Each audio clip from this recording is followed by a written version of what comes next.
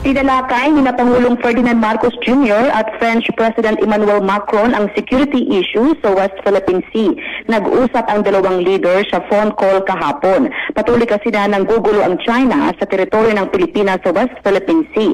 Sinabi ni Pangulong Marcos kay Macron na ginagawa ng Pilipinas ang lahat ng paraan para mapanatili ang peace at stability sa West Philippine Sea. Dagdag pa ng Pangulo, pinagsusumikapan ng Pilipinas na manatiling bukas ang shipping lanes at airways sa West Philippine Sea.